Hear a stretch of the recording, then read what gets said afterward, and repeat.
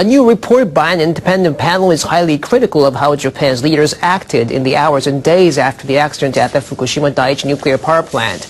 It calls their response off the cuff and too late. The 6 experts on the panel based their findings on interviews with 300 people, including top-ranking Japanese and American officials. They spent months studying the response to the Fukushima accident, which happened after last year's March 11th earthquake and tsunami. They tried to interview authorities at Tokyo Electric Power Company, the operator of the plant, but TEPCO turned down their request. The direct causes of the nuclear accident were the unpreparedness of Tokyo Electric Power for a serious accident and the government's lack of a sense of responsibility. The report blames the government's response on its failure to anticipate the combined impact of a quake and a tsunami. That rendered this crisis management manual useless. The report says the problem was compounded by politicians' lack of basic legal knowledge. The document also points to delays in providing the Prime Minister's office with accurate information, as well as insufficient support by advisors. It urges immediate debate on improving the situation.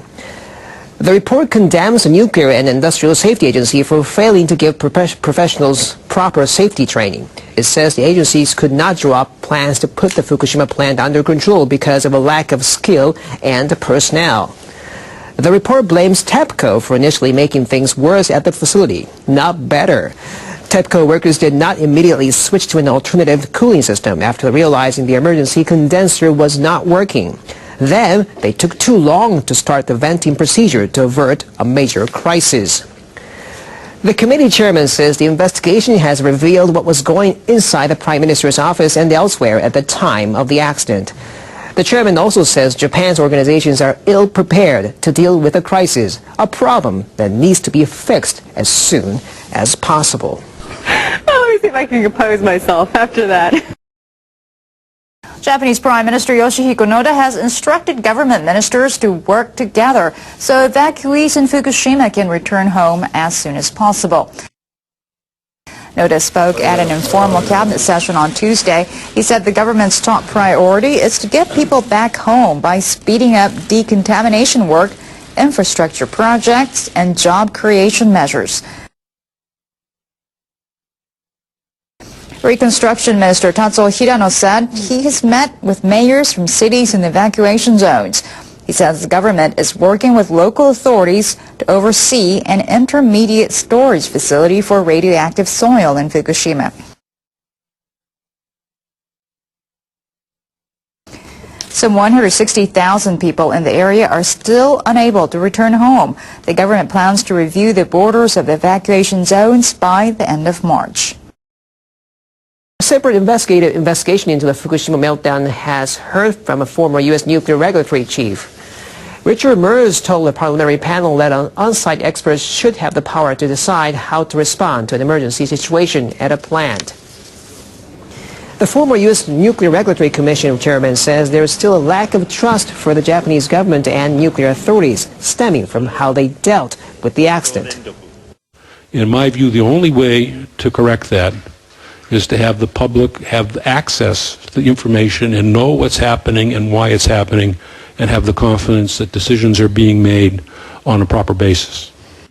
Meserve says it is important for nuclear regulatory organizations to be free from political intervention and independent of a power company. He adds regulatory body must listen to the public and maintain a high level of openness and transparency. Former Prime Minister Naoto Kan ordered Tokyo Electric Power Company to begin emergency procedures during the Fukushima accident. Meserve said it would be unthinkable in his country for that to be decided by the president rather than on-site experts.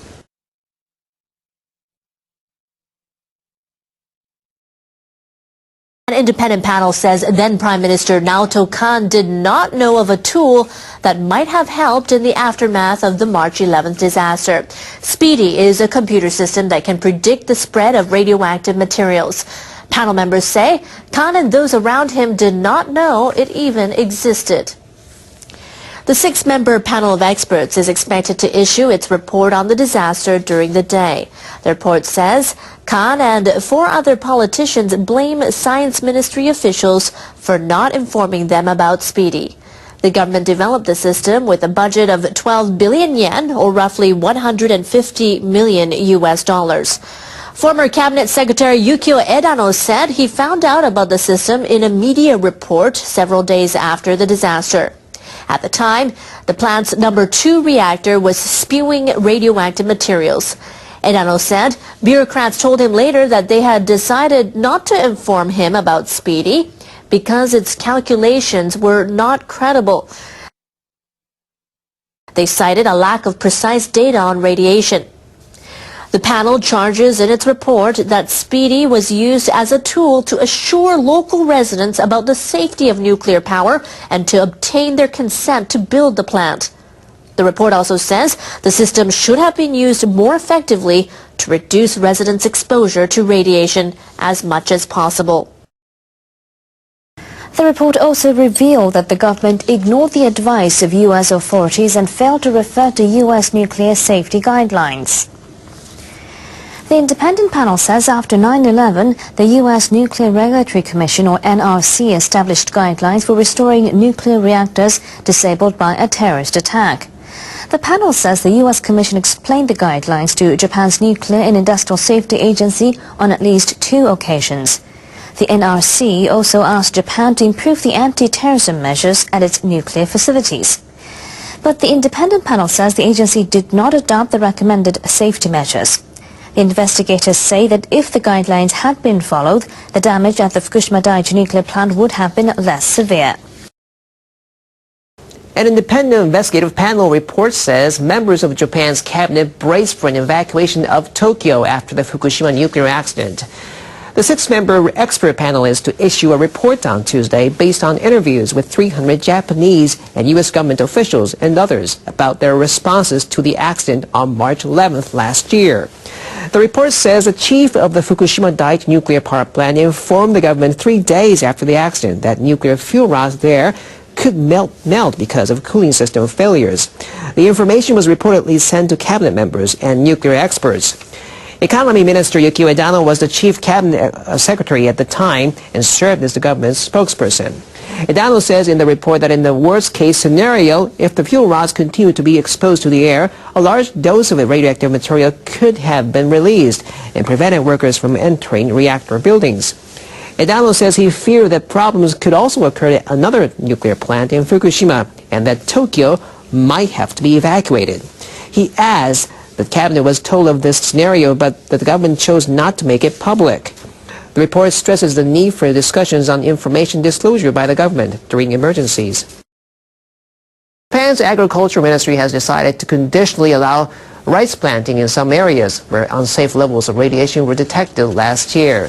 Local governments are to make sure that the crops will not be distributed if such high levels are found again. The ministry drew up new standards on Tuesday for rice planting after the government tightened its safety standards for food to 100 becquerels per kilogram starting in April. The ministry says that farmers will be banned from planting rice where more than 500 becquerels per kilogram radioactive substances were detected in rice harvested last year. In areas where between 100 and 500 becquerels per kilogram were detected in last season's rice, planting will also be banned in principle. But farmers in those areas will be allowed to plant rice if they agree to the condition that municipalities monitor production in each field and all harvested rice is checked for radiation before shipment.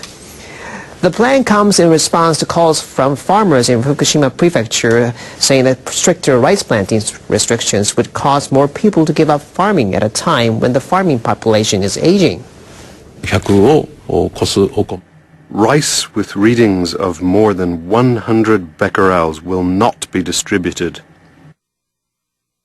To enforce such a system, we need to work closely with local governments. The ministry aims to hear from local governments by early March on whether they will opt for a total ban or follow the conditional permission scheme. The government panel has proposed setting up 2 separate facilities to help local communities respond to future nuclear crises.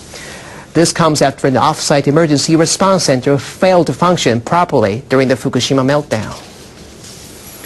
Rising levels of radiation and the impact of the earthquake and tsunami prevented local officials from gathering at the center about 5 kilometers away from the Fukushima plant. A working panel of the Nuclear Safety Commission submitted a list of recommendations on Tuesday. It proposes reinforcing the emergency response system by creating 2 separate facilities. One would serve as a nerve center to give local residents information and evacuation instructions. It would be set up in the prefectural office building sufficiently away from the plant to avoid the risk of radiation. The second center would serve as a front base to monitor radiation levels and conduct evacuations. The government will set new national guidelines following the panel's final recommendations due out early March. Well, cover-up, confusion and a lack of trust. Those are the findings of a new report due out shortly into Japan's handling of its nuclear power plant crisis last year. The Fukushima site was badly damaged after last year's earthquake. The 9-magnitude quake struck on March the 11th and killed around 15,000 people. The report paints a troubling picture of the events during a meltdown catastrophe that spiraled out of control. The investigation damns the Tokyo Electric Power Company, the then Prime Minister Naoto Kan, and slams the communication between all the parties in the wake of the disaster. I'll straight now to Al Jazeera's Steve Chow, who's on the phone for us from Fukushima. Steve, a damning report. Well, very much so. This 400-page report offers a harsh condemnation of not only the government mishandling of the crisis, but also the mishandling of the crisis by the company that oversees the Fukushima nuclear plant known as TEPCO. Now, one of the key points out of this report is the fact that during the height of the nuclear meltdown, Japan's political leaders, we understand, were making decisions essentially in the dark. They were not being given the proper information as to the extent of the damage of the nuclear reactors at that time. That raises many troubling questions. It raises questions as to exactly whether the public was actually getting the information they needed to know what was safe and what was not, and where the radiation ultimately was traveling. We here in the initial days last March, when this crisis was unfolding, and a lot of the public here in Fukushima was deeply concerned about exactly what was happening. They were very upset, feeling that the government was simply not giving them timely information. This report says that their concerns were in fact founded. There are a lot of allegations in this report that TEPCO was in fact covering up the extent of the damage, and ultimately it may have affected hundreds of thousands of people's lives here in this region. And Steve, TEPCO refused to cooperate with the investigators, didn't they?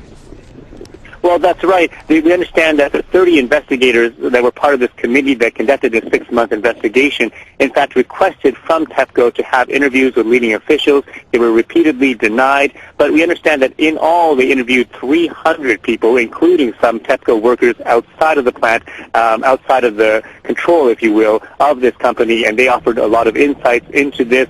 Some other concerns that come out of this is the fact that Japanese officials even considered possibly evacuating the entire populace of Tokyo simply because they did not know the scale of the nuclear meltdown. You have to recall at this point that during the height of this crisis, it was rated as a Category 7, equal to Chernobyl. But to this day, a lot of information simply is not known, specifically exactly how much radiation has been emitted by the Fukushima plant, how much has been sent into the atmosphere, how much was sent into the ocean, because it is right along the coast.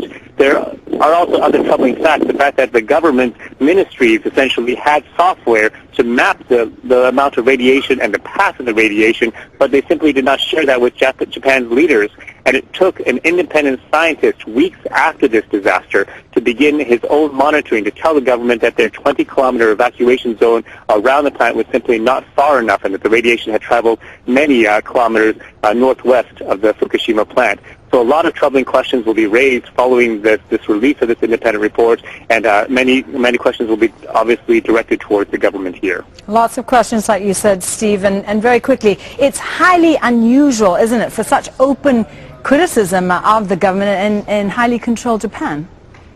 Well, that's right. Japan is, as you mentioned, highly controlled. It is very rare that we get this kind of insight and examination of the government handling of the situation, as well as the handling of corporations. The very fact that this independent commission was started, the very fact that they were given the access that they did, suggests that there was a great deal of public mistrust and anger directed at the government and this company, which still exists very much today. We feel it when we're on the ground here. We've been here a couple of days now. We've been here repeatedly over the past year. And the constant message that we hear from the public is simply that they mistrust the government, they mistrust TEPCO and their handling, and they believe they're still being lied to.